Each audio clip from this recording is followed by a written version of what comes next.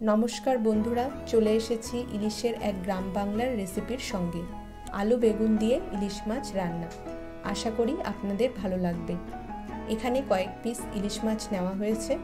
মাছগুলোতে সামান্য নুন ও সামান্য হলুদ মাখিয়ে নিতে হবে।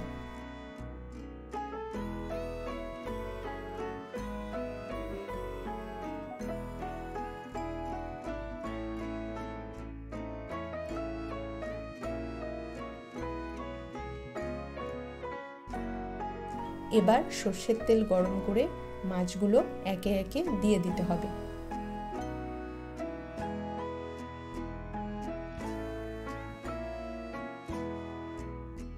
মাছগুলো এপিট ওপিট সমান করে ভেজে নিতে হবে।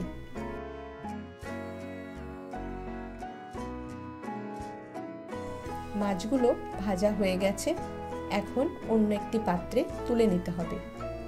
বন্ধুরা, আপনাদের কাছে অনুরোধ, আমাদের ভিডিও ভালো লাগলে ভিডিওতে একটি লাইক দেবেন, আর যারা চ্যানেলে প্রথম এসেছেন তারা চ্যানেলটি প্লিজ সাবস্ক্রাইব করবেন।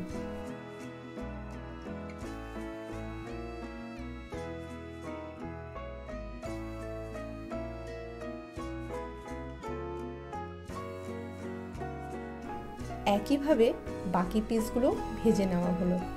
এখন ওই তেলেই দেওয়া হচ্ছে শুকনো লঙ্কা, তেজপাতা ও কালো জিরে। ফোড়নগুলো একটু নেড়ে নিয়ে দিতে হবে লম্বা করে কেটে রাখা আলু।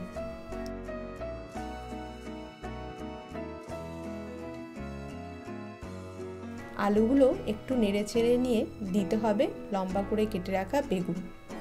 এরপর স্বাদ অনুযায়ী নুন ও পরিমাণ মতো হলুদ দিয়ে আবারও একটু নেড়ে নিতে হবে।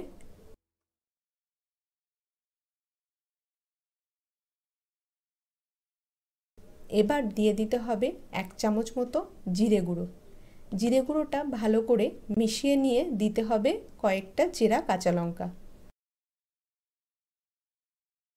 অবশ্যই স্বাদ অনুযায়ী। এবার ঢাকা দিয়ে দিয়ে একটু কষিয়ে নিতে হবে।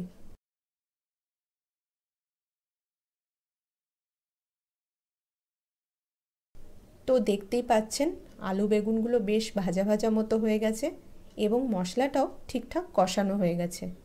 এখন দিয়ে দিতে হবে পরিমাণ মতো গরম জল।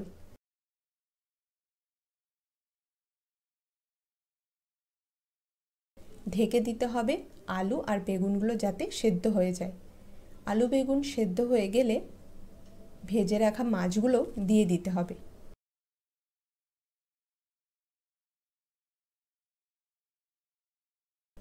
ঢাকা দিয়ে তরকারিটাকে মিনিটখানেক ফুটতে দিতে হবে।